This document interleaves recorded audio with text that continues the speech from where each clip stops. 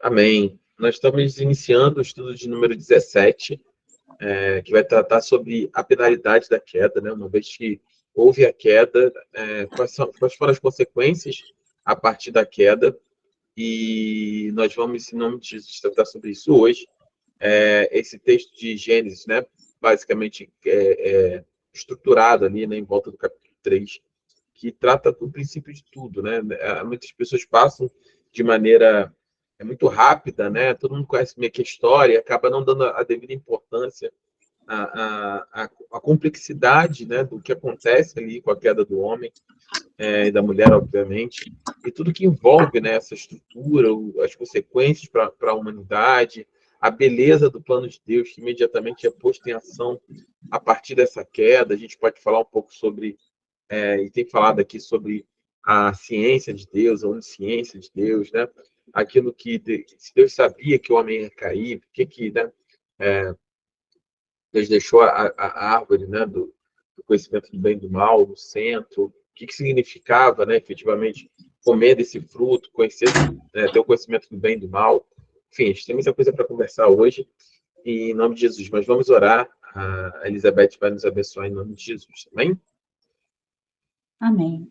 Senhor, meu Deus e Pai, Pai amado e querido, Pai justo e verdadeiro, Pai do meu Senhor e Salvador Jesus Cristo, queremos, Senhor, antes de tudo, agradecer, Senhor, pela oportunidade de estar participando dessa aula, a qual cresceremos, Senhor, tanto em graça como conhecimento.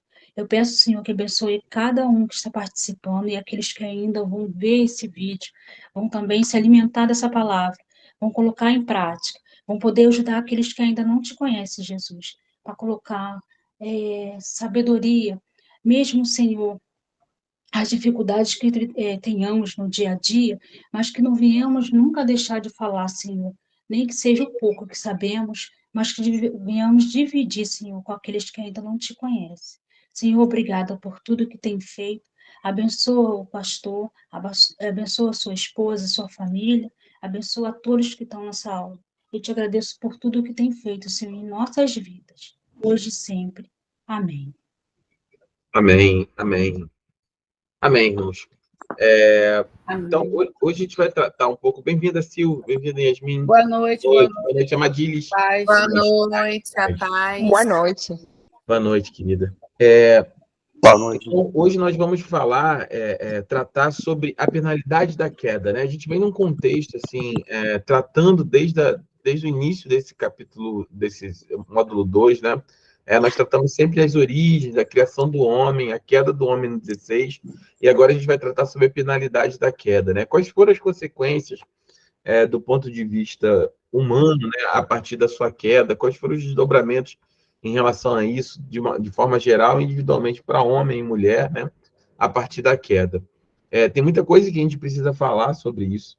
Como eu tenho dito nas últimas aulas, né, e vou abrir um parênteses, eu falei um pouco antes de nós começarmos a gravar, mas eu vou repetir, peço desculpa. Na semana passada, eu precisei viajar a trabalho, junto com a minha esposa, e a gente acabou... a gente imaginava que chegaria antes da aula, e, enfim, e aí o trânsito foi piorando à frente, a gente precisou de ir a São Paulo de carro, tinha um show de uma cantora pop que cantou aqui no Rio, em São Paulo, e aí as passagens estavam absurdas, a gente já falou isso no culto online, assim, estavam surreais, então eu precisei de carro, e aí por conta disso acabou que eu não consegui chegar a tempo para ministrar aula naquele dia. Mas, só deixando registrado aqui, tem pessoas que acompanham no YouTube, então, para ficar, todo mundo ficar ciente, peço desculpa mais uma vez. Então, a partir desse momento, né, que o homem cai, qual foram as consequências, a penalidade da queda? Por que eu vou me ater tanto tempo nesse assunto que, como eu falei, parece muito comum, assim. De certa forma, acho que a grande maioria das pessoas meio que conhece, talvez não da maneira como deveria conhecer, mas muito vamos dizer assim, do folclore popular, do nosso sincretismo religioso, né? Adão e Eva caiu, a maçã é o pecado, né? Tanto é o desejo, tanto é que a própria marca de celular, né? Tem uma maçãzinha mordida, significa que deseja, aquilo que é desejado. Então, assim, as pessoas, de certa forma, elas têm um conhecimento em relação a isso. E meio que quando passam para a vida cristã, acabam se distanciando um pouco desse texto por achar que já conhecem e talvez não façam a devida reflexão sobre o texto de Gênesis 3. Né? Gênesis 3 é um texto fundamental para o entendimento de toda a fé cristã, porque a partir dali é que inicia tudo. O grande plano de Deus é posto em prática a partir de Gênesis 3. A grande escolha foi feita em Gênesis 3. O homem, né, e a mulher, obviamente, a humanidade sem pecado, né, numa santidade, como nós falamos na última aula. Se você não assistiu, volta lá na aula sobre a queda do homem, estudo 16. É uma aula antes dessa, nas aulas gravadas, que fala sobre isso, sobre uma santidade não testada do homem, né? E mais uma aula atrás ainda nós falamos sobre a questão de como é essa santidade não testada e sobre a percepção da soberania de Deus. Uma vez que Deus sabia, né, na sua presciência, que o homem pecaria, por que Deus permite? Né? Por que a árvore é colocada do conhecimento do bem e do mal, é colocada no centro do jardim, no centro não, né, no jardim do Éden? Por que Deus não tirou? Por que Deus não impediu? O que implicava essa escolha? Porque era fundamental o teste dessa santidade? Qual o desdobramento a partir dali, né? Nós vimos isso nas últimas 3 aulas, se não me engano, ou 2 aulas, e esse impacto ele tem um desdobramento fundamental na humanidade, né? A nossa natureza caída, o fato de nós sermos pecadores, a percepção que nós precisamos ter claramente que o pecado ele foi cometido e ele jamais foi desfeito, ou seja, nós continuamos seres errantes, apesar de caminharmos, inclusive, com Cristo, apesar de termos o Espírito em nós, apesar de sermos cheios do Espírito Santo, apesar de sermos crentes nascidos de novo, ainda assim pecamos, e esse pecado jamais foi desfeito e jamais será desfeito até que o Senhor Jesus retorne e nós sejamos transformados para um corpo glorificado. Nós temos falado sobre isso no nosso Instagram da igreja, tem um pedacinho da pregação de 1 Tessalonicenses, né, a série, né, Cartas para o Novo Mundo. Nós passamos por Tiago, Gálatas, 1 e 2 Tessalonicenses, encerramos 2 Tessalonicenses nesse domingo, e nesse domingo, justamente em Tessalonicenses, né, capítulo 2 Tessalonicenses, capítulo 2, Paulo aprofunda aquilo que ele começa lá em 1 Tessalonicenses, capítulo 4, sobre a questão, a dúvida que eles tinham, como é que seria esse retorno de Cristo, como é que seria, o que aconteceria, o corpo seria glorificado, não seria, e eles permanecem com essa dúvida. Na segunda carta de Paulo aos irmãos de Tessalônica, ele esclarece isso e aprofunda um pouco mais, falando sobre apostasia, sobre anomos, né, que é o homem sem lei, o surgimento daquilo que João trata pela primeira vez na sua carta como anticristo, né? E, pastor, o que isso tem a ver? Isso é o desfecho de uma história que começa justamente em Gênesis, no capítulo 3.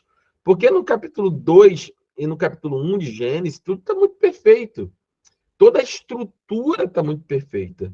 Deus cria o céu, e a terra, a partir do nada, né? Deus fala Barak, né? Que haja, né? Que venha a existência a partir do nada, todas as coisas, né? O verbo não é Barak. Deus faz isso, olha, que haja, que exista, que haja luz, e tudo se forma, tudo é perfeito, Deus vê que tudo era bom, e o grande ápice de toda, vamos dizer assim, distorção, a princípio, daquilo que Deus tinha planejado para a humanidade, acontece justamente em Gênesis, capítulo 3.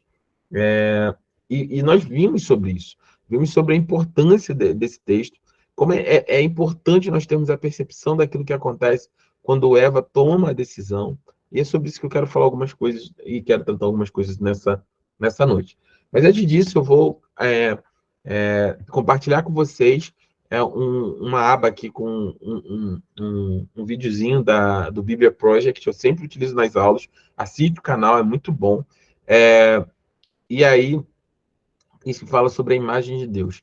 A importância, nós falamos assim, você é a imagem de Deus, né? Nós cantamos lá, você é precioso, mais que o ouro de Ofir, né? Ofir e tal, você fala da imagem, a gente é imagem. Mas o que significa? Qual é o sentido profundo? Vocês já pensaram sobre isso? O que significa ser imagem e semelhança de Deus? Vamos, antes de entrar no texto, vamos exercitar um pouco isso aqui. Para você, o que é você ser? Se eu falo assim, olha, Amadilis, pastora Ana, Yasmin, Sil, Priscila, Elizabeth, Felipe, Lorena, o que é para você, o que significa ser a imagem e semelhança de Deus, né? Qual é a implicação disso? Dizer que você é imagem e semelhança de Deus. Deus criou você a sua imagem e semelhança. Vocês já pararam para pensar de maneira mais profunda sobre isso? Que é o que a gente meio que fica meio que jargão dentro da igreja, né? Ah, não, a gente é imagem, você é a princesa do Senhor, você é um príncipe, você é imagem e semelhança de Deus. Tá, mas qual é a implicação prática disso, né? Quão profundo é isso? Vocês já pararam para pensar sobre isso?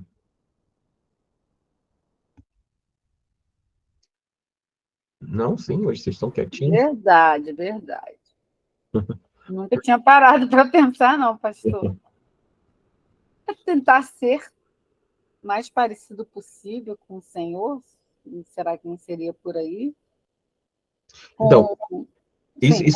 isso sob uma perspectiva do que a gente está fazendo agora, né, Sil? Assim, a gente tenta se aproximar, né, de ser Cristo vivendo em nós. A gente quer ser mais... Mas lá no início, Deus diz que ele criou o homem à sua imagem e à sua semelhança. Hoje eu concordo com você está perfeita, Sil. Já tem uma professora já, tu começar a olhar para uma professora para dar aula aqui com a gente na Escola de Zico. Que o raciocínio é justamente esse, que a imagem, né, nós buscamos, nós estamos projetando essa imagem, e essa imagem é projetada em nós através do sacrifício de Cristo. E nós caminhamos, né, para a estatura de varão perfeito, né, prosseguimos para o alvo, que é Cristo, tudo legal. Mas lá atrás, né, Deus fala assim, olha, façamos, né? O Pai fala para o Filho e para o Espírito Santo, façamos, né? Façamos o homem a nossa imagem e semelhança.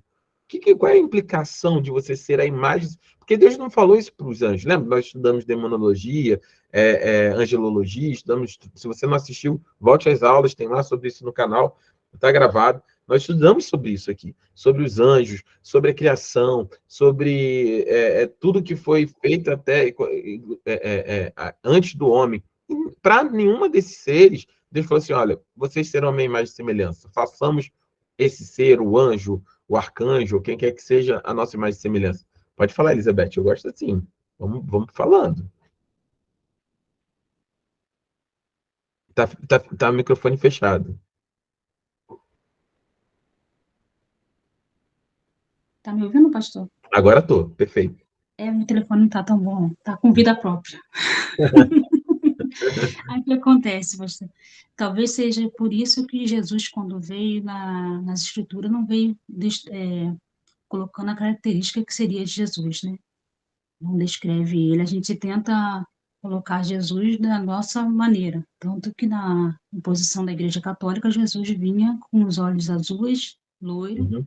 mas a grande importância de ser a semelhança de Deus, que quando o Filho de Deus veio, também não demonstrou como era a sua face, né? Nesse aspecto, sim, Jesus tinha, obviamente, uma face, né? Jesus foi homem, ele foi 100% homem, 100% Deus, né? Concordo com você também quando a gente fala que essa imagem de Jesus, né, vamos dizer, europeia, né, de um Jesus de olhinhos claros, azuis, branquinho, não era assim, né? Não era assim. Primeiro, assim, que assim, vamos ser bem honestos, o ator era, assim, apesar de ter uma figura meio que quase que angelical, não sei, assim, muito etérea, né, para minha percepção, mas aquele Jesus que a gente está acostumado a ver desde cedo no filmezinho, né, é um Jesus muito distante daquilo que a Bíblia descreve Jesus. Você sabia que a Bíblia fala que Jesus, ele era, vou usar essa expressão, por falta talvez para você entender melhor, mas que Jesus era feio, né? Jesus era feio. A Bíblia fala que nenhuma beleza, que não foi encontrada beleza nele, né? Jesus ele não veio para ser, Jesus não era 2 metros de altura, forte, bonito, um rei esperado, não. Jesus era um homem que a Bíblia era um homem de dores. A Bíblia fala isso, que ele seria um homem de dores, né? Isaías, Machucado não, pela pastor? vida, pelo trabalho, um homem Foi no comum. profeta Isaías, essa descrição? Acho que tem Isaías, sim, sim. Para mim, essa descrição, eu já li essa descrição, para mim estava se referindo quando Jesus foi ferido na Não, crucificação. falar sobre isso, né? Fala sobre Jesus ser, não foi encontrado beleza nele, né? Ele foi rejeitado, ele foi feito pecado. É, deixa eu pegar o texto aqui, porque aí O a povo gente... daquela região onde Jesus nasceu não tem ninguém lá de olho azul. Não, não Não, tem, não né? tem. Os judeus, assim, deixa eu colocar aqui, ó. É capítulo 53 de Isaías, né? Que fala assim, ó. Ele não tinha qualquer beleza ou majestade que nos atraísse. Nada havia em sua aparência para que desejássemos. Foi desprezado e rejeitado pelos homens. Um homem de dores, experimentado no sofrimento. Como alguém de quem os homens escondem o rosto, foi desprezado e nós não o tínhamos em estima. Certamente ele tomou sobre si as nossas enfermidades, sobre si levou as nossas dores. Contudo, nós o consideramos castigado por Deus atingido e afligido. Mas ele foi transpassado por causa das nossas transgressões, foi esmagado por causa das nossas iniquidades. O castigo que nos trouxe a paz estava sobre ele, pelas suas feridas fomos curados. Todos nós, como ovelha, nos desviamos.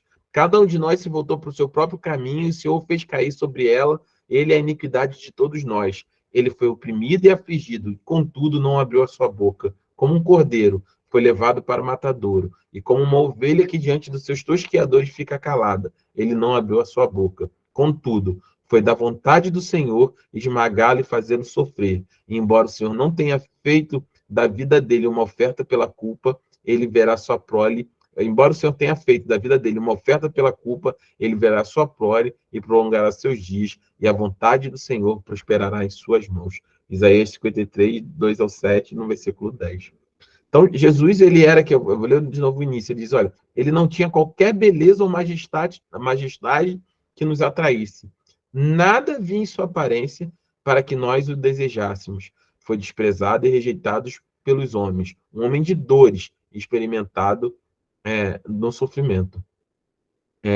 Como alguém de quem os homens escondem o rosto, foi desprezado e nós não o tínhamos em estima. Jesus, ele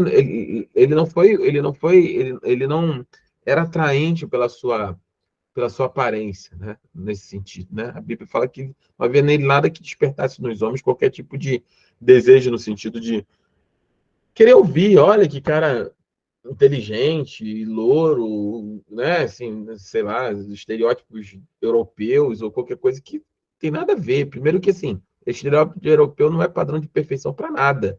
Nós temos pessoas negras lindas, pessoas europeias lindas, de origem indígena linda. Isso é um estereótipo que construíram para a gente. Mas, mesmo pegando esse estereótipo, isso contradiz aquilo que a Bíblia fala, né? Nós temos ali, né, nesse processo, uma construção de algo que a Bíblia não nos coloca dessa forma. Isaías diz que Jesus era uma pessoa comum, pelo contrário, não havia, do ponto de vista predicativo de beleza, de atratividade, nada que chamasse, ninguém levava Jesus em autoestima por conta da sua aparência, né? Obviamente que Jesus era fascinante por outras coisas, né? Por ser Jesus, né? Pela presença, pela forma, pela sabedoria, pelo discurso. Jesus atraía as pessoas para ele por outros atributos, mas com certeza a beleza, né? Ele não era um desses atributos. Então, assim, tinha uma história bastante antiga que, na verdade, nunca consegui comprovar, mas a Bíblia, não sobre a história, mas do que era a rosa, que falava que Jesus a Bíblia fala que Jesus era a rosa de Saron, né? E falava que essa rosa era uma rosa, na verdade, muito feia, né? Que nascia no deserto, né? Deixa eu pegar esse texto aqui, que eu não gosto de citar esse texto sem ter o contexto, mas falava sobre isso, né? E talvez seja algo que muitos não tenham essa percepção, né? Daquilo que realmente em Cânticos, Cântico dos Cânticos, né? Cânticos 2:1. Ele fala assim: eu sou a rosa de Saron, o lírio dos vales, né? Assim, essa própria expressão, né? Rosa de Saron, lírio dos vales, né? O lírio no vale é uma coisa que sobressai, é uma beleza no meio de algo que assim, é um destaque. Mas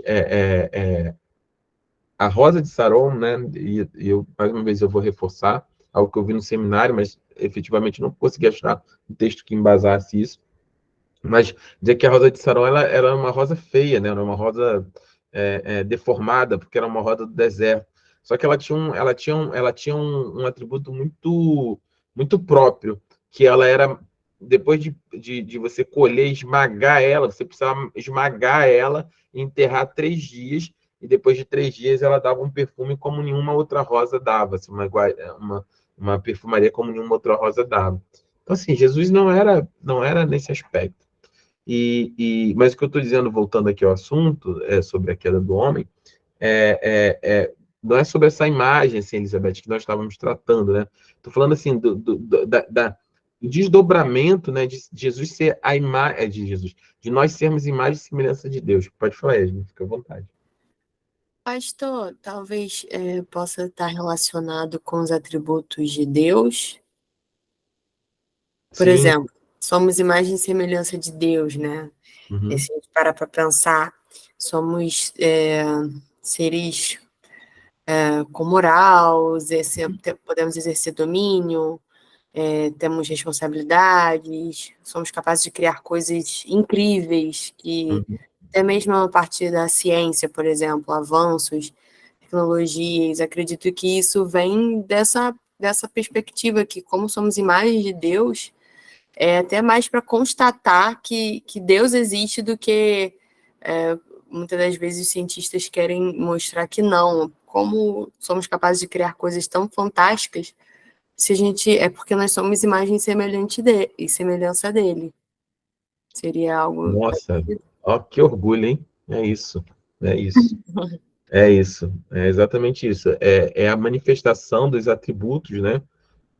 Visíveis do Deus invisível em nós, né? Nós recebemos de Deus muitos atributos e isso são refletidos. E o domínio, e eu gostei justamente desse ponto que você tocou. O domínio é algo que eu quero falar e talvez seja o ponto mais importante sobre isso que nós estamos falando aqui.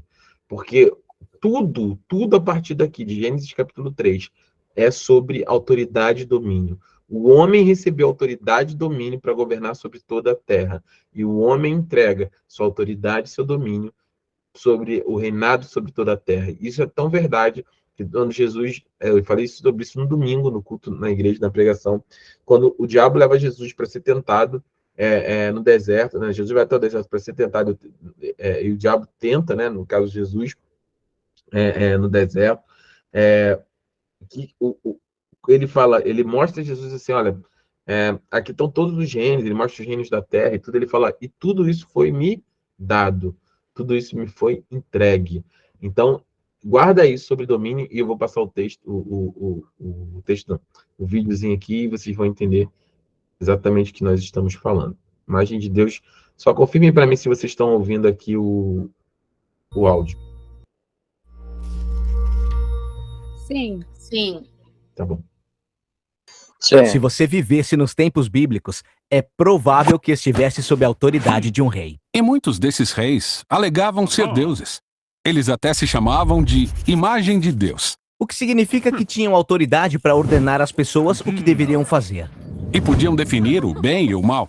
E faziam estátuas de si mesmos, que em hebraico eram chamadas de Selan, geralmente traduzido como ídolo ou imagem. Mas Israel não via os seus reis como deuses. Na verdade, eles nunca deveriam fazer imagens de Deus. Exatamente. E isso era uma exceção naquele tempo e cultura. A raiz disso estava em sua crença de que você não pode reduzir o Deus Criador a nada na criação. Mas tem outro motivo. As pessoas não devem fazer imagens de Deus porque Deus já fez imagens de si mesmo. Quando ele fez isso? Bem, vamos à primeira página da Bíblia. A primeira pessoa que encontramos é Deus. É Ele que tem autoridade sobre toda a criação. Ele fala e a criação obedece, e define o que é bom e o que não é. Em outras palavras, só Ele é rei. Mas, para surpresa de todos, Ele cria os humanos e diz que eles são a sua obra-prima, e o chama de imagem de Deus. Então Ele dá autoridade aos homens para governar? É isso que Ele diz depois. Ele manda os humanos dominarem e governarem a terra. Então, essa tarefa que antes pertencia apenas aos reis, na Bíblia é a tarefa de cada ser humano. Essa foi uma declaração revolucionária naquele tempo, porque todos são chamados a governar e participar do projeto humano. O que isso significa? Como a gente deveria governar a Terra? A imagem de Gênesis é a de um jardim. Jardinagem? Isso, jardinagem. Eles governam cultivando e aproveitando todo o potencial bruto da terra, para então criar algo novo a partir dela. Produzindo comida uns para os outros? Sim, mas também inclui formar famílias, que depois viram vizinhanças. Criar comunidades onde as pessoas trabalham e cuidam umas das outras, erguendo cidades que vão se expandir e assim por diante. Então governar é o que fazemos no dia a dia com nosso trabalho e criatividade. Sim, conduzimos o mundo. E essa é a tarefa sagrada da humanidade. Tudo isso parece muito legal. E os humanos já projetaram coisas ótimas. Mas também criamos coisas que causam muito sofrimento e injustiça. Então, talvez governar não seja o nosso ponto forte. A Bíblia trata disso. Em Gênesis, o que acontece é que Deus dá aos humanos uma escolha de como eles vão governar. Será que eles vão usar a autoridade para beneficiar os outros, que é como Deus define o bem? Ou vão se afastar e definir o bem e o mal sozinhos, usando a autoridade para benefício próprio? E na história, eles escolhem definir o bem e o mal do jeito deles. E é assim que a Bíblia apresenta a condição humana. Às vezes realizamos coisas maravilhosas, mas com a mesma frequência, apesar das melhores intenções, agimos de forma egoísta e espalhamos o mal pelo mundo. Então nós estamos sendo governantes medíocres que bagunçam tudo. Mas esse não é o fim da história. A Bíblia continua e afirma que tudo isso foi resolvido quando Deus se uniu à humanidade por meio de Jesus. E ele mostrou como é governar de verdade como humano. Então como é? Bem, Jesus governou servindo e buscando o melhor para os outros, se colocando abaixo deles, e amando não só amigos, mas também inimigos. Não é assim que governam por aí. Mas Jesus não fez só isso. Ele enfrentou as consequências de todo o mal e morte que criamos com nossa forma errada de governar. E ele sofreu por isso, deixando que elas o matem. Então, quando os escritores do Novo Testamento olham para a ressurreição de Jesus, eles veem um futuro novo se abrindo para toda a humanidade. Jesus é o novo modelo de ser humano. É por isso que eles dizem que Jesus é a imagem de Deus, ou o novo humano. Mas não é só isso. Eles acreditavam que a vida e poder divinos de Jesus agora estão disponíveis para nos curar e transformar, se tornando nossa vida e poder. Muito bom. Mas como é isso na realidade? Na prática, o apóstolo Paulo diz que é como se as pessoas ficassem cheias da presença e do Espírito de Jesus. Cheios de amor, alegria, paz, paciência, amabilidade, bondade, integridade, mansidão e domínio próprio. Ele diz que essa é a nova humanidade que Deus quer criar em nós, para sermos pessoas que trazem a imagem de Deus restaurada, pessoas que vão levar o projeto humano adiante. E é assim que a história da Bíblia termina. Um mundo renovado, onde Deus está no trono e seus servos estão ao seu redor. Mas são eles que governam um mundo novo, conduzindo tudo a um novo e desconhecido território. E Jesus é aquele que os cura e os guia.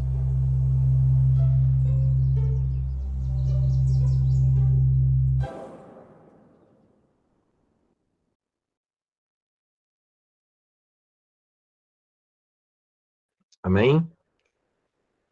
Amém. Amém. Amém. Amém. Para mim, assim, é a melhor definição, né? Assim, de maneira mais simples, o que significa nós sermos a imagem e semelhança de Deus. Como é que isso reflete de uma forma muito profunda, não só naquilo que nós somos, mas naquilo que nós seremos a partir de uma nova vida na eternidade com Deus. É muito lindo você entender, e aí quando a Ias me colocou, que tudo o que Deus nos fez, e os atributos que Deus nos comunicou, inteligência, capacidade, sabedoria, todos esses atributos, né, o amor, eles tinham uma finalidade muito rica em si mesmo, que era construir uma humanidade muito diferente daquilo que nós construímos a partir da queda. E a partir da queda houveram penalidades que acabaram resultando num governo distorcido. A escolha que Adão e Eva fazem no Éden não é sobre pecar ou não somente, mas sobre ter o controle de definir sobre o seu próprio entendimento, aquilo que é bom ou ruim. A Bíblia relata que Deus vinha ter com Adão, que vinha conversar com Adão no final da tarde, né? No final de cada dia, Deus... E eles poderiam ter perguntado a Deus o que era bom, o que era ruim, e Deus definiria para eles aquilo que seria bom, Deus definiria para eles aquilo que seria mal, o que seria ruim. Quando eles tomam a decisão de tomar esse conhecimento, esse suposto conhecimento do que é bom, do que é ruim, na verdade, o que eles queriam era governar segundo o seu próprio entendimento. Isso é aquilo que o apóstolo Paulo vai refletir lá em 1 Coríntios 2, versículo, acho que 14 em diante ali, até, acho que, e no início do 3:1, 1 Coríntios 2, 14, 15, 16 e no 3:1, sobre o homem natural e o homem carnal, né? E sobre o homem espiritual. Quando nós confiamos no Senhor, nós temos uma vida com o Senhor, a definição daquilo que é bom ou ruim na nossa vida, nós confiamos naquilo que Ele diz que é bom ou ruim para a nossa vida. E por isso nós confiamos na palavra de Deus. A palavra de Deus é o manual de governança, né? Essa palavra é muito, muito comum hoje em dia, né? Nas empresas, manual de governança, daquilo que é aceitável dentro de uma estrutura. Então, esse manual de governança da humanidade é estabelecido na palavra. Quando você confia nela, você aceita que Deus é quem sabe qual é a definição exata daquilo que é bom ou ruim para a humanidade. Por outro lado, quando nós nos tornamos, somos seres naturais que ainda não conhecem a Cristo, né? Homens naturais que não conhecem a Cristo, ou homens carnais que já conhecem a Cristo, mas resolvem tomar de volta o centro da sua vida, o controle da sua vida novamente para si, o que nós queremos fazer é, mais uma vez, tomar para nós a capacidade de decidir ou de definir aquilo que é bom ou ruim para a nossa vida. Então, nós começamos a distorcer ou a desviar o propósito de Deus para a nossa vida. E isso é muito importante, porque entenda o seguinte: o pecado, ele mais do que uma consequência em si, o que eu estou dizendo? Mais do que o ato, né? Porque tem pessoas que passam a vida inteira, às vezes, lutando contra o ato em si, né? O ato de pecar. Então, eu posso listar aqui vários pecados, né? De mentir, de roubar, de adulterar, de xingar, de blasfêmia. Não sei qual é o pecado, né? E as pessoas tentam combater meio que o pecado, a atitude em si, né? O ato em si.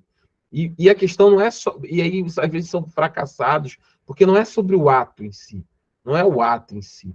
Mas é sobre sua consciência daquilo que é pecado. É sobre você entender que quando você toma aquela decisão, o que você está tentando de certa forma, trazer de novo para a sua vida o governo da sua própria vida e definir aos seus olhos aquilo que é bom ou aquilo que é ruim para você. Aquilo que pode te gerar prazer ou não gerar prazer na sua vida. Aquilo que é benéfico e aquilo que não é benéfico para a sua vida. E quando você entende que o mecanismo não é um mecanismo de rejeição ao pecado, mas de confiança em Deus, as coisas começam não a ser mais fáceis porque a nossa natureza ainda é caída, mas elas começam a transformar você num cristão muito mais forte diante do pecado. Porque quando você entende que não é sobre você combater o ato, mas é sobre a escolha de quem você confia, daquilo que você confia, onde você coloca efetivamente, por isso que a gente prega, muitos pastores falam, olha, onde está o seu coração? Veja onde está o seu coração, onde você coloca o seu coração, porque onde você coloca o seu coração, ou seja, a sua confiança, é ali que é a definição de governo, né? É a manifestação da imagem de Deus, é ser governado e governar de acordo com aquilo que Deus imaginou. E é muito lindo, né? Nesse videozinho, eu vou entrar aqui na apostila, o capítulo é bem, bem rápido, mas para nós tratarmos sobre isso, e é muito perfeito, quando, assim, o que eu acho mais maravilhoso, assim, todos nós temos um chamado no reino, amém? Chamados para pastores, para pastoras, para diaconisas, diáconos, obreiros, levitas, ministérios dentro da igreja, de som, de recepção, tudo são chamados do Senhor. E amém por isso, a igreja precisa ter esse corpo ativo, né? Mas isso, durante muitos anos na igreja, principalmente pentecostal, se tornou um tabu do ponto de que ele parecia que fosse se estabeleceu um grande conflito entre você servir a Deus e você ter uma vida profissional, né? Onde você não poderia ser um cristão assíduo na igreja, colaborador, né? O dizimista, ofertante, participativo, mas não necessariamente envolvido, né? Assim, a obra de Deus era somente executar essas coisas, né? E quando nós entendemos que Deus nos criou a imagem e semelhança dele, ele não dizer bem simples, né? É uma passagem bem rápida no início, mas quando nós estamos cheios de Espírito e você está sendo profissional onde Deus te colocou, você consegue perceber que você, de certa forma, está exercendo o fato de ser a imagem e semelhança de Deus, a governança de Deus. Você está sendo uma pessoa que contribui, né? Ele chama de projeto humano, né? Para as coisas funcionarem, né? Seja a melhor vendedora que você puder ser, seja o melhor, sei lá, pessoa de marketing que você puder ser, engenheiro, contador, psicólogo, diarista, não importa, não importa. Porque a manifestação desses talentos, desses dons, também fazem parte. Quando você faz isso no Senhor, a sua vida ela é usada para testemunhar a respeito dessas coisas. E você também está fazendo a obra de Deus quando você está caminhando em relação a essas coisas, né? Você, obviamente, tem um tempo para a igreja e é saudável que tenha, mas você entende que você, onde Deus te colocou, também é você ser a imagem de Deus, você está exercendo esse governo naquele lugar, através do seu testemunho, da sua vida, da maneira como você se posiciona. Você não precisa ter medo de ser crente onde você está, porque você não está executando uma lista de coisas que você precisa fazer para ser crente. Mas ser crente, ou ser cristão, é algo que é a sua essência, né? O que eu estou... É mais ou menos assim, se você é extrovertido, você não faz força para ser extrovertido. Se você é introvertido, você não faz força para ser introvertido. Isso é algo que é da sua natureza. Concorda? Você é assim. E quando você é assim, você se manifesta assim onde quer que você esteja, né? Da mesma maneira, quando nós somos crentes em Cristo Jesus, e nós estamos cheios de Espírito, nós temos esse governo do Senhor estabelecido, nosso coração está confiando nele, o cetro de poder está entregue a ele para ele governar a nossa vida, nós vamos ser quem nós devemos ser, onde quer que nós estejamos. Seremos sal da terra, luz do mundo, e as coisas começam a fazer sentido, e nós ajudamos Deus a colocar ordem nesse caos que foi criado a partir do pecado. Amém? Então, isso é importante para nós termos esse entendimento a respeito daquilo que Deus nos deu, né, como uma possibilidade de nós, em Cristo Jesus, nós sermos completos sobre tudo o que nós podemos e temos como potencial como seres humanos. Mas voltando aqui, né, houve a partir da queda, houve essa penalidade, né? Então, esse é o lado lindo da criação de Deus, mas do ponto de vista do potencial humano, mas quais foram as consequências efetivas que a Bíblia fala em relação a isso? Eu vou pedir que alguém abra em Gênesis, capítulo 3, nós vamos ler alguns textos. É bem pequenininho aqui, só para a gente dar uma penalidade da queda, e aí a gente vai, na próxima aula, a gente vai entrar falando sobre o pecado. Então, alguém pode ler para mim, por favor, o pecado de Adão e Eva.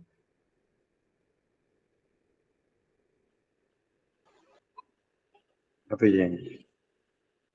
Só estou maximizando aqui a tela. Tá aqui. O pecado de Adão e Eva teve consequências enormes sobre as mais diversas áreas da criação de Deus. Vejamos quais são. Primeiro, sobre a raça humana, como está descrito em Gênesis capítulo 3, do verso 7 ao 13. Sentimento de culpa que ficou evidente na tentativa de encobrir o seu ato de pecado, como está descrito no verso 7. Vamos ler o versículo de 7 a 13 do capítulo 3, e aí a gente vai pegando o contexto de maneira efetiva. Espera aí. Um segundo.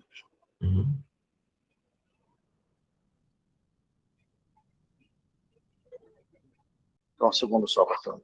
Claro. Aqui. Vamos lá. 11, 3, 7. Vamos lá.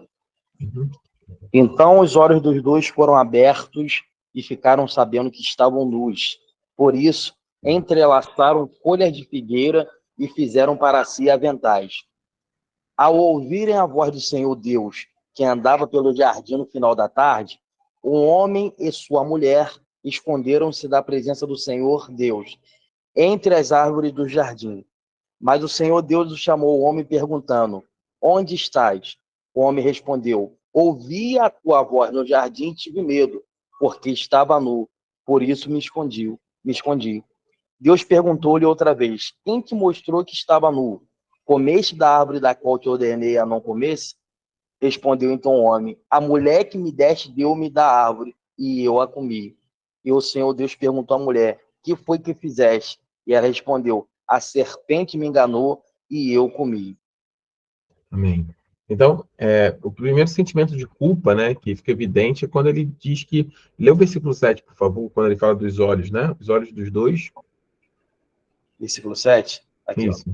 Então, os olhos dos dois foram abertos e ficaram sabendo que estavam nus. Por isso, entrelaçaram folha de figueira e fizeram para si aventais. Então, a primeira reação, né, deles em relação ao pecado foi o sentimento de culpa evidente, né? A percepção deles, né, da nudez, da exposição em si, né, eles estavam completamente desnudos, né, diante de Deus. Não tinha nenhum sentimento de vergonha, não tinha nenhum sentimento de culpa, não tinha nada. Mas simplesmente quando eles tomam da árvore do conhecimento do bem e do mal, o pecado ele se manifesta de tal forma que o primeiro sentimento que vem imediatamente após isso é o sentimento de culpa e o sentimento de tentar encobrir o seu ato de pecado, né? Ou seja, eles tentam ali fazer juntar algumas figueiras ali, costurar e fazer uma roupa para esconder suas vergonhas, né? Então, esse é o primeiro evidência, né? E a segunda é a perda da comunhão, que ficou evidente na tentativa de se esconder do próprio Deus. Na sequência, né, a primeira coisa que eles fazem quando ouve a presença de Deus, né, ouvindo o homem e sua mulher os passos do Senhor, Deus que andava pelo jardim quando soprava a brisa do dia, esconderam-se da presença de Deus, da presença do Senhor Deus, entre as árvores do jardim. Então, quando esse mecanismo ele é muito comum, né, para o ser humano, né? A primeira coisa que nós fazemos quando nós pecamos é essa sequência. Você peca, se você tem crente nascido de novo, o primeiro sentimento é de culpa, o segundo é meio que tentar encobrir esse pecado, meio que, né, fica aquilo ali meio que latente, mas você não tem essa sensação de tentar cobertar isso, é esquisito, e a questão logo, de maneira imediata, é a perda de comunhão que fica evidente na tentativa de esconder do próprio Deus. Né? Você pode estar com um pecado encoberto para as pessoas, você pode achar que ninguém está vendo. O que você não pode achar é que Deus não está vendo. Tentar se esconder de Deus é uma atitude que nós tentamos, né, que nós temos de imediato, e esse foi essa consequência da queda, a penalidade foi justamente essa, de nós carregarmos tanto esse sentimento de culpa, a necessidade de esconder o pecado, e principalmente a tentativa de se esconder do próprio Deus. A gente acaba abandonando a comunhão com Deus por vergonha do nosso próprio pecado. Uma coisa que eu quero tratar aqui, assim, de maneira objetiva, né? Quando fala sobre o pecado, né? Sobre a mulher ter sido enganada, né? Pela serpente, inicialmente, duas coisas que eu quero tratar, né? Que eu acho que é importante. Já falei isso em outras aulas.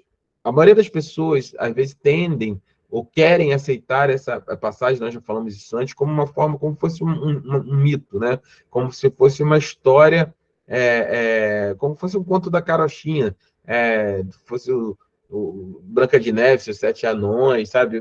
Algo que não faz, como se não fosse verdade, né? Tenta, vamos dizer assim, tirar a veracidade desse fato que está sendo relatado por Moisés em Gênesis 3. Se você tem essa dificuldade, se a pessoa tem essa dificuldade, as pessoas estão dizendo assim, vai ter que você acredita que uma cobra falou, que eu não sei o quê, que isso aconteceu, que tomou de um fruto. O seu problema, ou o problema dessa pessoa, não é com Gênesis capítulo 3, o seu problema é com Gênesis capítulo 1. Porque em Gênesis capítulo 1 trata sobre um Deus que cria tudo a partir do absolutamente nada. É um Deus que fala haja e simplesmente todas as coisas vêm a existir. Então, a partir do momento que você crê num Deus que faz isso a partir de todas as coisas e cria todas as coisas a partir do poder da sua palavra, assim, qual é o problema de um animal falar? Qual é o problema de um dilúvio vir, de Jonas passar 3 dias dentro de uma barriga de baleia? Não importa, de um mar vermelho abrir. Assim, a gente está falando de Deus. Deus faz o que ele quiser. O seu problema não é com Gênesis capítulo 3, o meu problema não é com Gênesis capítulo 3, o problema dessa pessoa não é com Gênesis capítulo 3, o problema dessa pessoa é com Deus do capítulo 1 de Gênesis. Que a partir do momento que você crê no Deus do capítulo 1 de Gênesis, todas as coisas são possíveis, porque ele é o Deus que realiza coisas impossíveis a partir do nada. Deus traz tudo à existência. Então, esse é um ponto fundamental que a gente precisa ter dentro da nossa estrutura de fé. E o outro ponto... pode perguntar, Elizabeth, desculpa, vi sua mãozinha aqui. Pastor, é uma dúvida. Uhum. Aproveitando que o senhor está em Gênesis, então estou lendo a Bíblia novamente. Já li e estou lendo novamente. A respeito de Gênesis, eu queria saber, justamente, desculpa que acho que não tem um pouco a ver com a aula do senhor, mas como o senhor está em Gênesis, a respeito quando há a conversa entre a serpente e a mulher, né? E primeiro houve a conversa de Deus com Adão. Isso. Depois veio a ter a conversa de Eva com a serpente. Isso. Só que quando Eva fala com a serpente, Isso. ela acrescenta algo que o Senhor não falou para Adão. Isso. Ela fala assim, ela fala que do fruto da árvore do jardim podemos comer, mas do fruto da árvore que está no meio do jardim, disse Deus, não podereis comer, nem tocareis nesse fruto. Porque, porque nada da Bíblia é por acaso, né?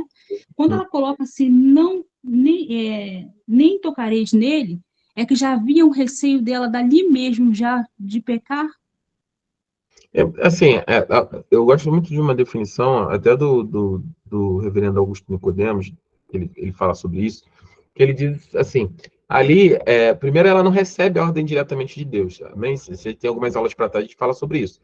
Quem recebe a ordem é Adão, e ela, então, ela ouve provavelmente de Adão essa ordem sobre esse processo de não poder tocar, de não poder comer. E aí, quando ela relata a questão de não poder tocar, assim, Maria do Céu defende que, na verdade, ela tem uma inocência, porque eles eram inocentes, no sentido de ela se querer defender. Ela fala, Deus não pode comer, não pode nem tocar nisso, sabe? Quando a gente fala isso, não pode nem tocar, não pode nem assim. Mas ela acaba ali estabelecendo, adulterando aquilo que era a ordem de Deus, né? E aí o diabo joga o tempo todo com essa dúvida plantada no coração de Eva. E aí quando ele lança, ele diz, não, mas certamente vocês vão comer e vocês não vão morrer, né? Ele sabe que no dia que vocês comerem, vocês vão ter o conhecimento, serão como ele e tal. Então, assim, na verdade, a conversa em si já era algo que tinha sido ido longe demais. Tem um desdobramento muito legal que o Augusto trata sobre isso, porque, assim, todo o contexto é bastante estranho, assim, que a gente não faz teologia onde a Bíblia não fala, então tem alguns pontos que a Bíblia está em silêncio. Mas você já parou para pensar que é estranho? Que até então Deus tinha feito o homem sem mais semelhança. Teoricamente, os únicos seres até então que eram capazes de se comunicar eram o homem e a mulher. Sim ou não? Né? Assim, não eram os animais, não era aquela estrutura. E simplesmente aparece uma cobra falando, entendeu? Assim, para ela, naquele momento. Então, assim, tem muitos pontos que a Bíblia não trata sobre isso, né? Assim, por que ela não estranhou aquela situação em si? Então, assim, o próprio contexto da conversa já tinha sido longe demais. Mas ela tenta ali, né, de alguma maneira, ela deturpa aquilo que Deus tinha colocado, mas no primeiro momento sem nenhuma intenção, porque até então ela não tinha caído, né? Então ela tinha ainda essa santidade não testada, que estava sendo testada naquele momento, mas a pureza ainda estava estabelecida nela. O pecado vem a partir do momento que eles comem do fruto, enfim, a gente está relatando aqui em Gênesis 7 em diante. Tá claro, Elizabeth, mas o que eu coloquei aqui? Obrigada, pastor. Nada aqui. Então, sobre Satanás, tem os desdobramentos, né? Esses são os impactos, né? Então, sobre a raça humana, essa questão do pecado, a culpa, esconder de Deus, se esconder de Deus, vergonha de Deus. Eu queria falar sobre isso também aqui, sobre a mulher, lembrei que eu ia falar. É importante, né? É importante,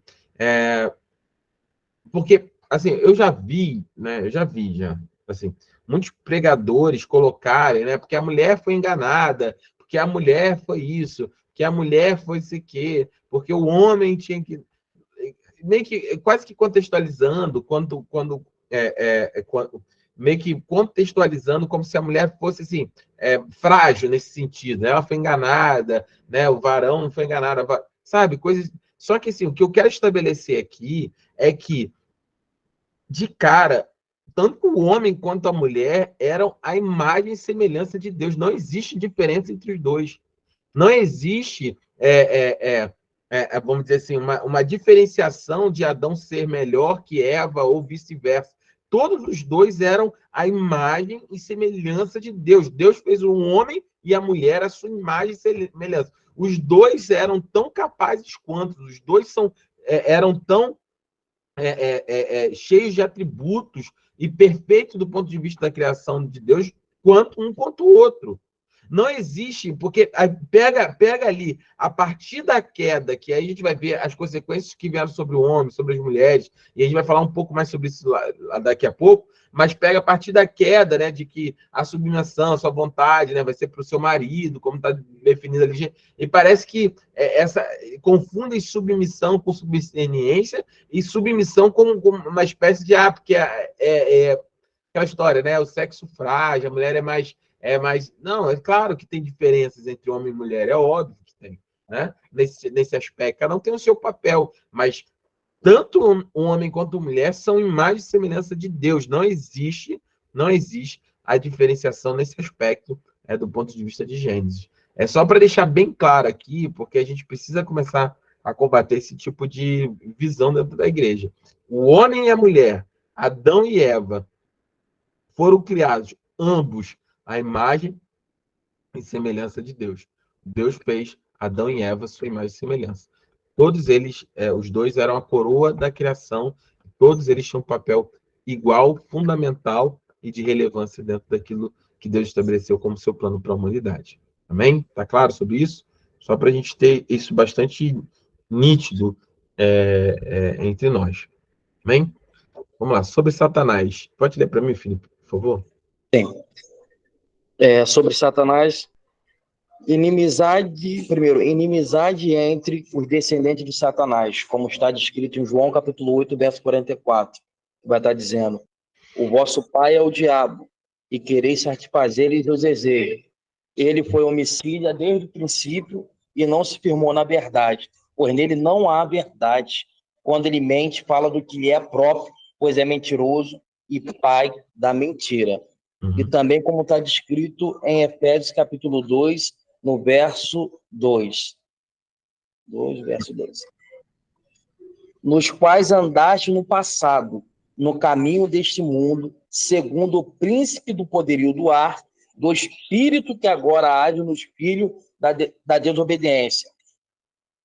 Amém. Então, a inimizade entre os descendentes, né, de Satanás e descendentes da mulher.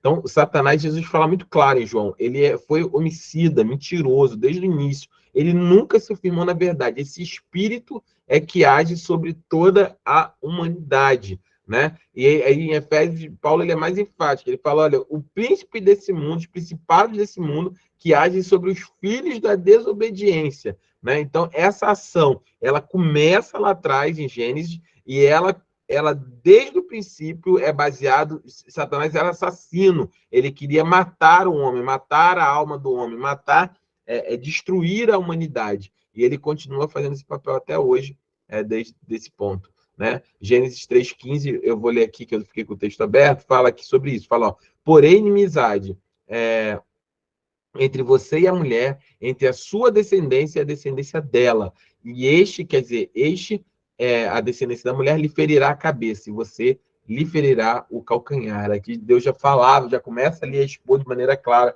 o seu plano de redenção através de Cristo Jesus. Ele fala, a descendência da mulher vai esmagar a sua cabeça, Satanás, e você vai ferir o calcanhar dele. Ou seja, Jesus foi ferido, foi massacrado na cruz, tomou o nosso lugar, mas Jesus também foi vitorioso e esmagou, né, a cabeça de Satanás. Ele já está condenado para todo sempre. Domingo nós falamos sobre isso, sobre Tessalonicenses, nós lemos Apocalipse capítulo 20, que trata sobre, enfim, o final de todas as coisas ali, e da destruição, o lançamento de Satanás no lago de fogo. Amém? Vamos ler, vamos continuar aí. Segundo, morte para Satanás e ferimento para Cristo, o que aconteceu na cruz do Calvário, como está descrito em Hebreus capítulo 2, verso 14. Portanto, visto que os filhos compartilham da carne e sangue, ele também participou das mesmas coisas, para que pela morte destruísse aquele que tem o poder da morte, isto é, o diabo. Amém. E também a gente tem ali acabei rolando aqui, né? Sim. Em 1 João 3,8. 1 João 3,8. Agora, quem vive habitualmente no pecado é do diabo, pois o diabo peca desde o princípio. Para isto, o Filho de Deus se manifestou, para destruir as obras do diabo. Amém. Então, mostra aí já que desde o início, né? Morte para Satanás, ferimento para Cristo, que aconteceu na cruz do Calvário. Jesus reinou e tripudiou, né? E foi vitorioso sobre Satanás na cruz do Calvário. E aí, Gênesis 3,16 fala sobre a consequência para a mulher. E a mulher, Deus declarou: multiplicarei grandemente seu sofrimento na gravidez, com sofrimento você dará à luz a filhos. Seu desejo será para o seu marido e ele a dominará. E então, os 3 pontos, né, que dessa condenação da mulher: dor na concepção, o desejo da mulher seria para o marido e a submissão ao marido. Isso aqui é um ponto bastante crítico, assim, principalmente nós devemos tratar na igreja. Como pastor, obviamente, eu não discordo de nenhum desses pontos, né, sobre aquilo que o homem é a cabeça da família, que o desejo da mulher é para o seu marido, que todo esse aspecto. Mas o que não pode ser utilizado é confundir essa relação estabelecida por Deus, e a gente vai falar sobre ela, mas em outro texto, e ser confundida essa submissão com abuso. Tá? O que Deus estabeleceu não foi violência no lar, o que Deus não estabeleceu foi abuso do marido sobre a mulher, o que Deus não estabeleceu foi uma mulher muda para um marido machão que manda em tudo. Não é isso. Isso não é o que está sendo estabelecido aqui. Né? É lindo, assim, a Bíblia fala de maneira muito linda sobre isso, quando Jesus vem e realiza sua obra. A grande maioria das coisas são promessas lá para o futuro. O que é promessa para o futuro? Viver na eternidade com Deus, sermos transformados, temos o corpo glorificado, vivemos eternamente com Deus. Isso é para o futuro, não ter choro, ter as lágrimas enxugadas do nosso rosto, é para o futuro. Mas algumas coisas são para o presente. Jesus prometeu que seríamos derramados sobre nós do seu Espírito, que seria enviado o Espírito Santo, que era o Consolador, o Paracleto, aquele que caminharia conosco. E também o Espírito Santo, através do apóstolo Paulo, ele já estabelece essa relação entre a igreja, lá em Efésios, mas também da relação homem e mulher, né?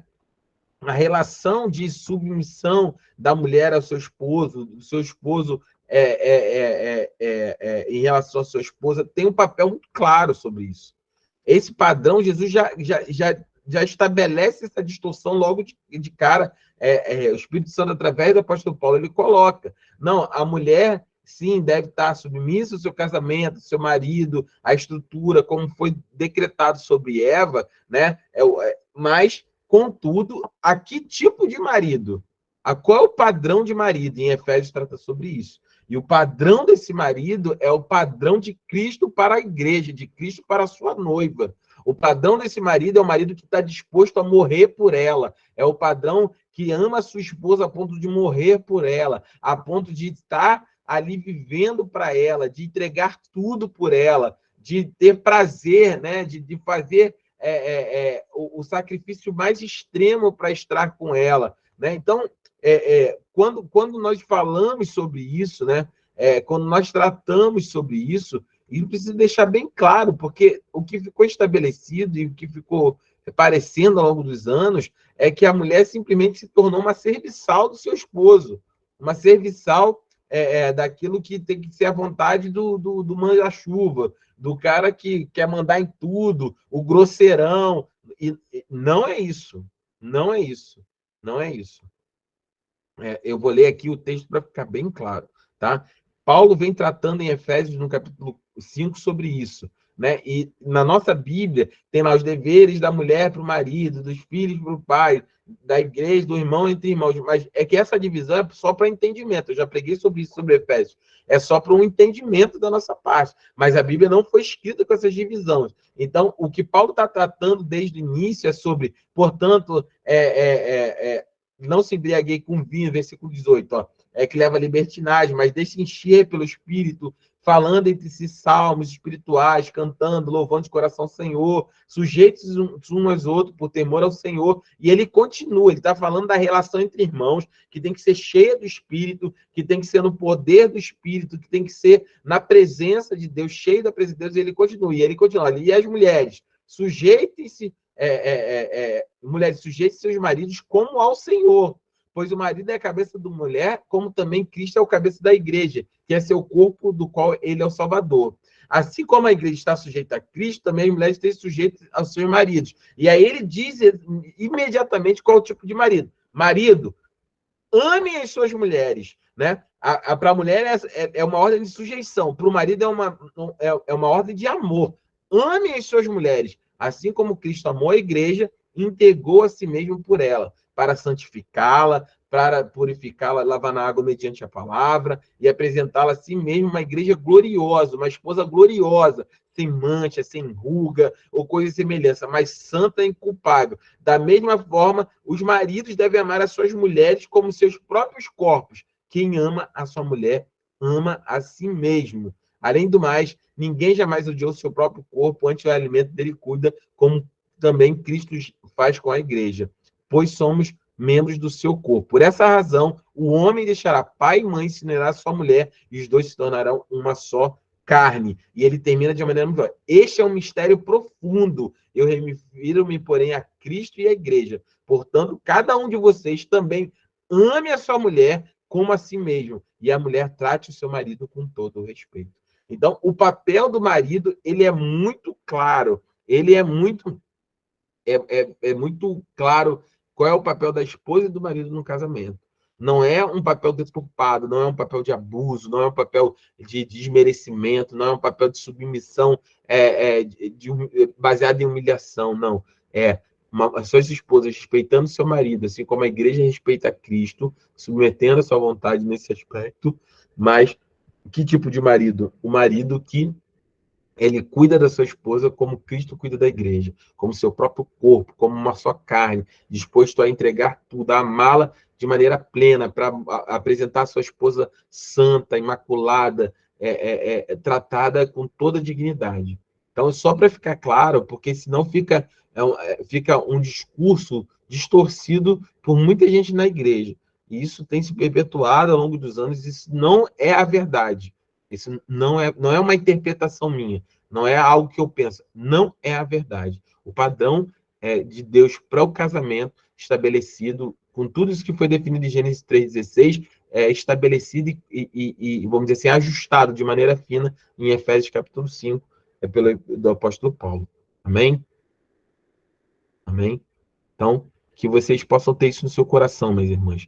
Que, em nome de Jesus, seu esposo, a seu futuro esposo, seu futuro marido, seu atual marido, que ele cuide de você, que ele ame você. Você não precisa se submeter a abuso, você não precisa se submeter a um grosseirão, a um violento. Eu já falei isso na igreja, estou falando isso aqui no YouTube, na aula, para quem quiser ouvir. Irmão que bate na sua esposa é cadeia, é cana, é delegacia Maria da Penha e cana. Não tem passada de pano, não tem porém, não tem conversa. Abuso dentro do lar, principalmente em cristão, principalmente não, em qualquer lar, é inaceitável. Eu falo principalmente cristão do ponto de vista assim, porque tende a usar essa passagem de submissão para querer meio que passar pano. É por isso que eu falo principalmente. Qualquer lar, o que eu estou dizendo as irmãs da igreja não precisam se submeter a isso. Se na igreja, na minha igreja como pastor, ou qualquer outra que eu souber submeter, é cadeia, é pegar delegacia, queixa e deixar com as autoridades. Você foi chamada, minha irmã, para ser amada, para ser feliz, para ser honrada como Jesus honrou a igreja. Não somos perfeitos. Eu não sou perfeito, eu não sou marido perfeito, eu tenho defeitos, minha esposa está aqui, ela sabe disso. Né? É um desafio muito grande. você amar a sua esposa como Cristo amou a igreja. Mas o que eu estou dizendo é, não, Gênesis 3,16 não estabelece uma relação de abuso. E Deus deixou isso bem claro em Efésios capítulo 5, no texto onde Paulo trata sobre isso. Tá bom? Então, em nome de Jesus, tenha isso no seu coração. E, por fim, chegamos a consequências sobre o homem, né? De 17 a 24, chegamos a consequências sobre o homem, né? Quais são as consequências do pecado, da queda sobre o homem? Então, Gênesis 3, 17 a 24 vai tratar da seguinte forma. E o homem declarou: visto que você deu ouvidos à sua mulher e comeu do fruto da árvore da qual lhe ordenara que não comesse, maldita é a terra por sua causa. Com sofrimento você se alimentará dela todos os dias da sua vida.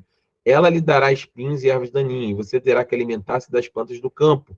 Com o suor do teu rosto, você comerá o seu pão até que volte à terra, visto que dela foi tirada, porque você é pó, e ao pó voltará. E Adão e sua mulher, de nome Eva, Adão deu à sua mulher o nome de Eva, pois ela seria a mãe de toda a humanidade. O Senhor Deus fez roupas de pele com elas e vestiu Adão e a sua mulher. Então disse o Senhor: agora o homem se tornou como um de nós, conhecendo bem e mal. Não se deve, pois, permitir que ele também tome do fruto da árvore da vida e coma e viva para sempre. Por isso, o Senhor Deus o mandou embora do jardim do Éden para cultivar o solo do qual foi tirado. Depois de expulsar o homem, colocou ao leste do jardim do Éden querubins e uma espada flamejante que se movia, guardando o caminho das árvores. Para a árvore da vida, perdão. Então, qual é a condição para o homem? Maldição sobre a terra, que tornou a obtenção do sustento do seu ato penoso.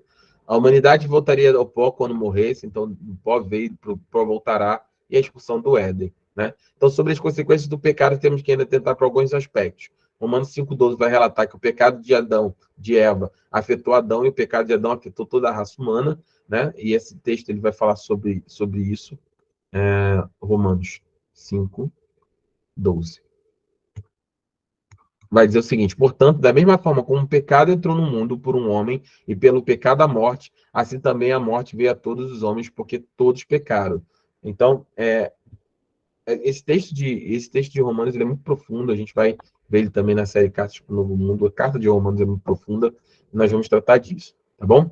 E, por fim, o pecado nunca foi desfeito. É possível, como eu disse no início, experimentar o perdão de Deus, mas não é possível desfazer o pecado e o fato de que os homens são pecadores. Apenas no céu, o efeito do pecado não atingirá mais os salvos, ou seja, quando aquilo que é corruptível for revestido de incorruptibilidade, como nós tratamos em 2 Tessalonicenses, capítulo 2, no último culto que nós tivemos na nossa igreja, na Cartas para o Novo Mundo, o versículo de Tessalônica.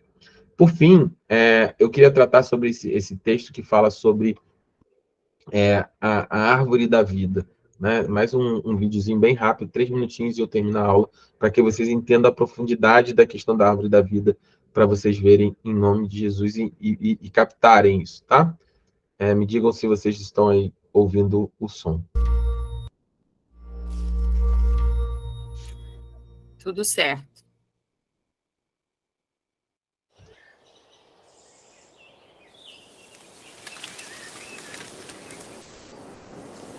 A história da Bíblia começa em um jardim, onde Deus e os humanos vivem juntos. E os autores bíblicos descrevem esse jardim como um tipo de templo. O topo é o lugar mais sagrado, o Santo dos Santos, onde a presença de Deus é mais intensa. E é onde encontramos a árvore da vida. Então, que árvore é essa? Ela representa a própria vida de Deus e seu poder criativo, que é oferecido a outros. E o primeiro mandamento de Deus é que os humanos comam de todas as árvores, incluindo desta. Então você está ingerindo a própria vida de Deus. Isso é intenso. Essa refeição transforma quem come, ou, como a história descreve, leva à vida eterna. Ok, mas a caminho da árvore da vida, os humanos têm que passar por outra árvore, a do conhecimento do bem e do mal. E Deus diz que comer dessa árvore vai matar você. Como ela faz isso? Ela representa tomar a autoridade de fazer o que é bom aos próprios olhos. Quando os humanos fazem isso, causam relacionamentos rompidos, violência e morte. Então veja, ambas as árvores são lindas, mas uma delas é uma falsa árvore da vida. E os humanos tomam dessa falsa árvore da vida. E são exilados do jardim para sempre. O que traz a questão: será que um dia alguém voltará à árvore da vida? Mais tarde na história, conhecemos Moisés, que encontra Deus em uma árvore do deserto no topo de uma montanha.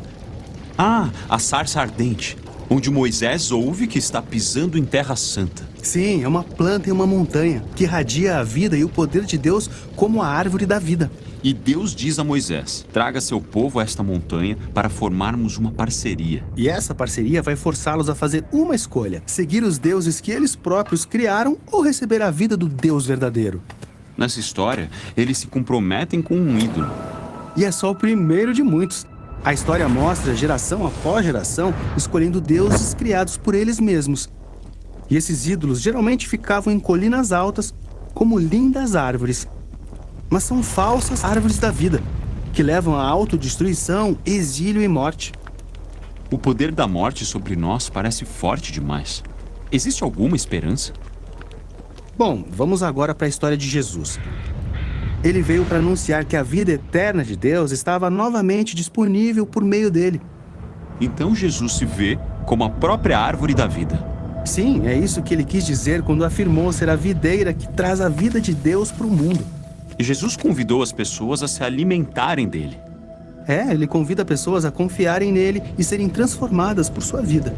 Mas Jesus também expôs como os humanos são corruptos e o quanto amam as falsas árvores da vida. Então ele ofereceu às pessoas uma nova escolha entre a vida e a morte.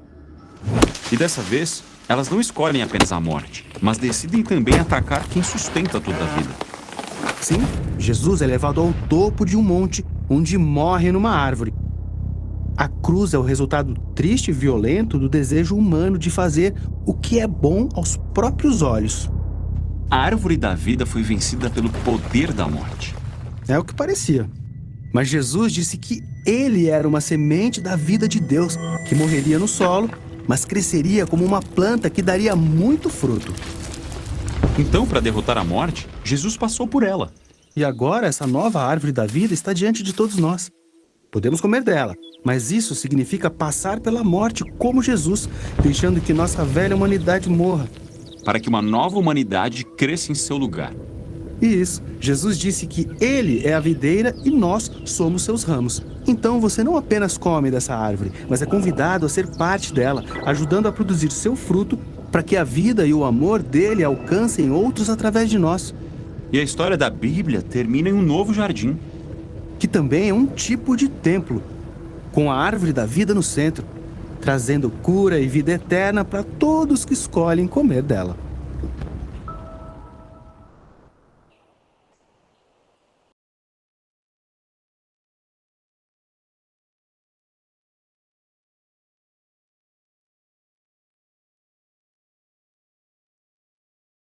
Pastor, você está sem som. Amém. Que a gente possa compartilhar também da árvore da vida, né? Que nós possamos ser parte da videira verdadeira e possamos levar outros também. Muito lindo, né? A vida de Jesus fluindo não só em nós, mas através de nós. E é sobre isso, sobre as escolhas que nós fazemos, sobre o quanto a gente entende, o quanto profundo é o que Jesus fez. Quando você vê, você percebe quão maravilhoso é o que ele fez, né?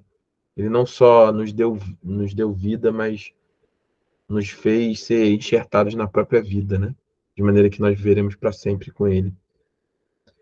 Então, que você possa ser canal de vida, que você seja vida de Deus para outras pessoas. Fale do amor dele, dia e noite, não cesse, não se cale. Existe muita gente morta ainda que precisa conhecer um pouco daquilo que nós já temos experimentado.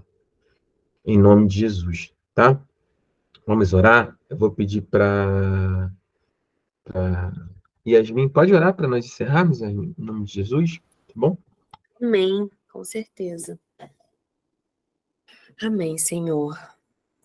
Meu Deus, meu Pai, Senhor Todo-Poderoso, estamos aqui, Senhor, mais uma noite, desfrutando, Senhor, de uma comunhão entre nós, irmãos. Pai, estamos aqui colhendo do conhecimento, Senhor, de Sua palavra, através do nosso pastor Lúcio. Senhor, então eu peço, Senhor, que abençoe a vida do nosso pastor, abençoe a mente do nosso pastor, Pai, nessa noite. Abençoe todos os meus irmãos, Senhor, que estão aqui compartilhando desse momento, Pai. que possamos, Senhor, estar cada vez mais firmes e fortes, Senhor, na sua palavra, que esse conhecimento, Senhor, seja plantado, Pai, como uma árvore em nosso coração e que dê muitos frutos, Pai, que possamos sair daqui hoje e durante a semana, Senhor, falando sobre Jesus, falando sobre a sua verdade, Senhor, sobre as boas novas, Pai. Agradeço, Senhor, imensamente, Pai, pela nossa noite. Peço, Senhor, que todos nós possamos dormir bem, Senhor, tenha uma boa noite de sono, que amanhã possamos acordar bem também, Senhor, alegres, com seu espírito exalando, Senhor, e nos fortalecendo todos os dias. Em nome de Jesus, amém. Amém. Amém. Que aula Amém. Que Deus abençoe vocês. Amém, amém. Amém. Eu vou mandar no grupo o link dos vídeos que nós utilizamos hoje, se vocês quiserem ver novamente. Bebam dessa fonte. O Bíblia Project é algo muito especial que nasceu no coração de Deus, acredito eu, e que esses irmãos têm posto em prática. Honre, dê like, compartilhe, tá bom? Eu vou mandar no grupo e nesse vídeo, quando eu postar da Escola de Discípulos, eu vou colocar também o link lá. Tá? Jesus abençoe. Quinta-feira, culto online, convide alguém. Domingo, culto presencial, convide alguém. Vamos compartilhar da vida de Deus com outras pessoas, amém? Em nome de Jesus, fique na paz, Jesus abençoe. Amém. Boa noite, meus irmãos. Boa noite. Paz do Senhor. Amém, amém, a paz.